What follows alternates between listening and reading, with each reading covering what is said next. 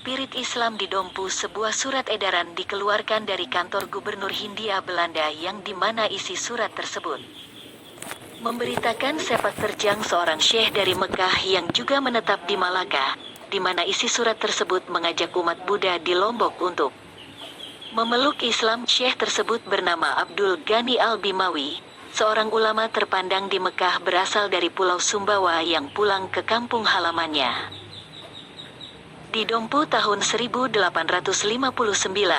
Masyarakat Dompu saat merayakan sebuah acara di depan Istana Kesultanan Dompu tahun 1924. Dalam sepucuk surat edaran tersebut mengisahkan bagaimana Syekh Abdul Ghani Al-Bimawi akan mengislamkan seluruh umat Buddha di Selaparang, Pulau Lombok, namun penguasa setempat keberatan dan melaporkan kepada Gubernur Hindia Belanda atas aktivitas Syekh tersebut. Syekh Abdul Ghani datang di saat kondisi masyarakat di sana tidak lagi percaya pada pejabat istana yang korup dan ketidakadilan pada kaum jelata. Pada masyarakat Sasak, Lombok, mempercayai bahwa Syekh Abdul Ghani mempunyai karomah atau keistimewaan, hingga banyak masyarakat Sasak masuk Islam dan mengikuti Syekh tersebut. Dengan ceramahnya yang sangat menyentuh hati masyarakat dan menggelorakan perlawanan kaum yang teraniaya, kata-kata perlawanan yang membangkitkan semangat mereka untuk melawan dan memberontak kepada Mataram, hingga oleh masyarakat menjeli menganggap bahwa Abdul Ghani adalah penjelmaan Raja Pejanggik, Depdikbud 1977 banding 96. Hal inilah yang membuat para pangeran Selaparang khawatir karena karisma Abdul Ghani yang semakin tenar di kalangan masyarakat di sana dan menenggelamkan pengaruh para pangeran yang berkuasa.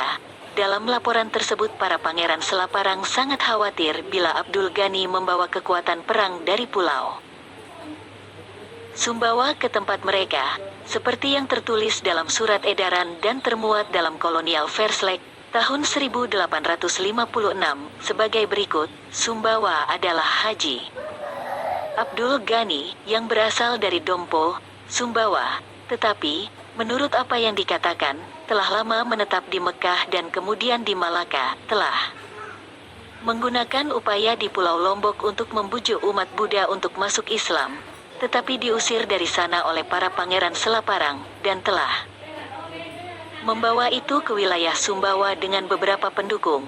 Sebagai pembaru agama, ia dihormati dengan sangat hormat. Para pangeran Selaparang mengeluhkan dia kepada pemerintah dan mengabarkan bahwa para sultan kerajaan Sumbawa pengaruhi oleh Abdul Ghani untuk berperang melawan mereka. Namun, keakuratan kabar ini tidak diteruskan, meskipun atas instruksi Gubernur Jenderal penyelidikan di tempat dimulai oleh Gubernur Sipil Bontain dan Bulukumba, sampai terakhir oleh Gubernur Celebes dengan Zer, Mes. Schooner Brick Sylv diteruskan.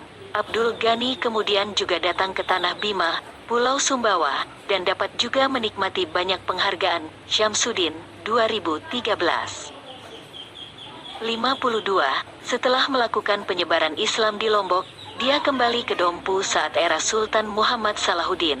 Namun di kampung halamannya dia mendapati kondisi masyarakat yang kecanduan opium dan tradisi sabung ayam serta kriminal. Tahun 1859 Syekh Abdul Ghani menerima Sultan Muhammad Salahuddin sebagai muridnya. Kolaborasi ulama dan pemimpin ini mampu melarang dan menjaga kondisi sosial Dompu bebas dari kecanduan opium, sabung ayam dan perkelahian, tulis Hovel dalam buku catatan perjalanannya Teach Schrift for Nederland Indi.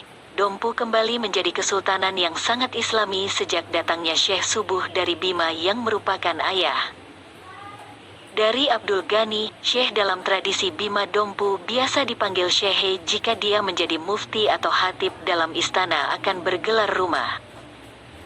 Syekh Abdul Ghani mengimbau kepada masyarakat Dompu untuk meninggalkan perjudian, candu, memakai perhiasan serta menari seperti yang diajarkan oleh gurunya yaitu Syekh Haji Ali. Syekh Abdul Ghani Al-Bimawi merupakan pembuka jaringan ulama Indonesia Timur di Mekah.